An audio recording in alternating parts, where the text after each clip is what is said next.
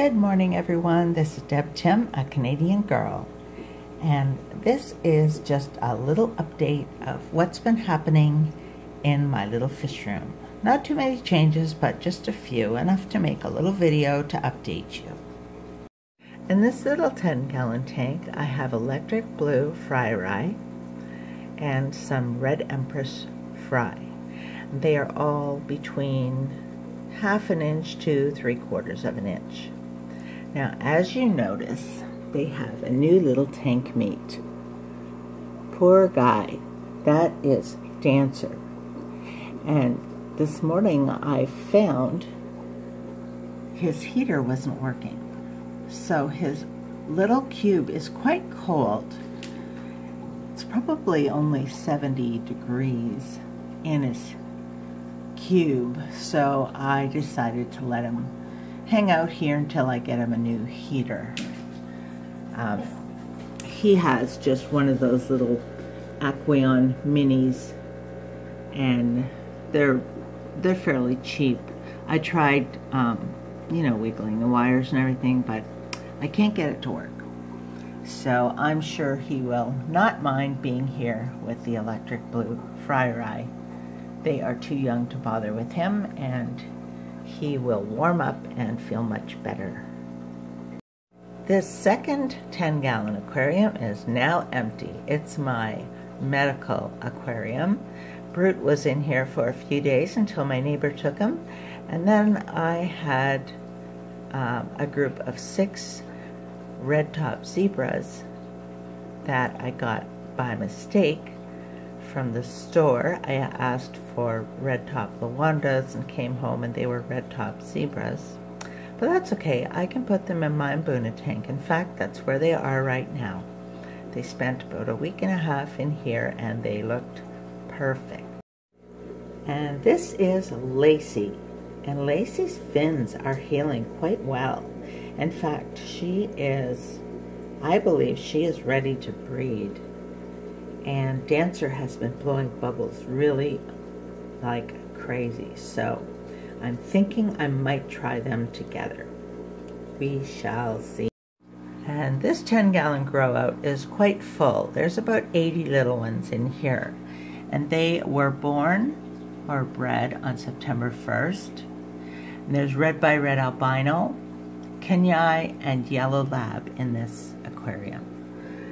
The little albinos are the babies, the littlest ones, because they are about 5 or 6 days behind the yellow labs, and the Kenai are the same age as the yellow labs.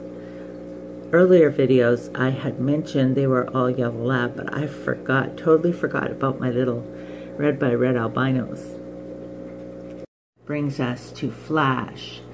See the difference when they're, well, I didn't show you with Dancer, but when they have a warm aquarium, like those little heaters are preset at 78 degrees, and they are absolutely perfect. And having the water to the temperature they need, they are far more active and happy and eat well. And when the water dips lower than is comfortable for them, they just shut down. So it's really important that if you have a beta, even if it's in a tiny cube like I have, there are heaters meant for that size of a tank, and I really encourage you to get one for them. These guys are my goldfish babies. They are amazing. All their tails have really healed up. They were bitten like almost gone. Now, they're quite fat, but that's their normal shape.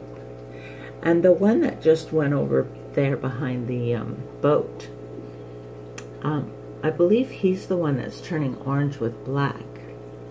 And there are 2 that are a little bit smaller, but they are really, really doing well. I think I'm going to remove the lid and get a hydroponic light for their aquarium so that the lettuce does better. Because when I open the aquarium, the lettuce is looking kind of flat, and usually it sits up much more perky. Oops. So anyway, my granddaughter is begging me to take these home, but she only has a bowl, and I told her she needs to have a little bit bigger tank. So I just might get one for her. It's hard when you have 11 grandchildren. You can't do special things for one and not all of them. So I really have to keep that in mind, and often I ask my son to foot the bill so that it's not from me. That brings me to my quartet of Bettas, and the first little cube is where Flair lives. And again, he has a heater. Look at the bubbles he's been blowing. And you know why that is, because he's right beside Pixie. And, oh my goodness, she's blowing bubbles too. Is that normal? Or is Pixie a Dixie? Oh dear.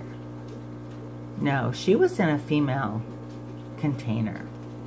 And then my other little female, her name is Mango, and she's really sweet. Mango, come on. Come on, show your pretty mango colors. She's really a sweet little one. She's a veiltail as well, I think. Maybe not. If anyone does know, they can help me out here, because I am new to Bettas. I just love them, but I don't know much about them. And then finally, there is Flame. Flame is a very handsome fellow, but he does nothing and he blows no bubbles. So I'm not really concerned about him being one of my breeding males, at least not for now. Once I go through the others, I'll try. But right now I took my breeding tank apart, and I'm just enjoying my fish room as it is. The reason I did that is because I've been working on my Angels aquarium, and that's really been taking up all my time. So when you breed Bettas, you really have to be focused on them, because there are stringent timelines that need to be adhered to for a successful breed and brood. And that brings me to this 20-gallon grow out. Now in here I have approximately 30 electric blue, and there are a few red empress frying here as well. They're really doing well, and they're growing fine. They are anywhere from an inch to an inch and a half. So finishing up the tour, this is my 30-gallon grow out tank, and in here I have yellow labs and then dragon bloods. Even the dark ones are dragon bloods, or their mother was a dragon blood, and their father was my electric blue fry rye.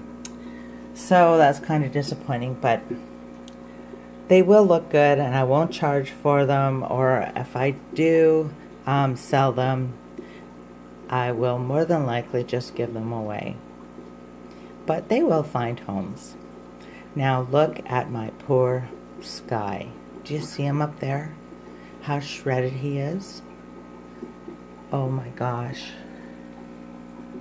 After he had been in with Lacey, she really tore him up.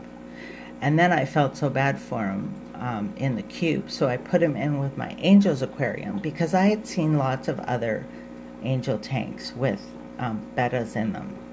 Well, he did not fare well. The first couple days I thought he was great. He was kind of perusing around the whole tank, and then one morning I got up and this is what he looked like. So I don't know if the skirts got him or the angels got him, but he is a mess. Look at him. Sorry, I can't focus. I just hope that he comes back. But he eats well, I feed him, and if anyone, he's the one picking on the little ones. So he is doing okay. I'll just wait and give him time to heal. So that ends my little fish room tour for today. Everyone is doing well. I did water changes on every tank yesterday, and that's how it's looking for now. So this is Deb Tim signing out. Thanks so much for watching. I hope you have an awesome day, and I'll be talking to you soon. Bye.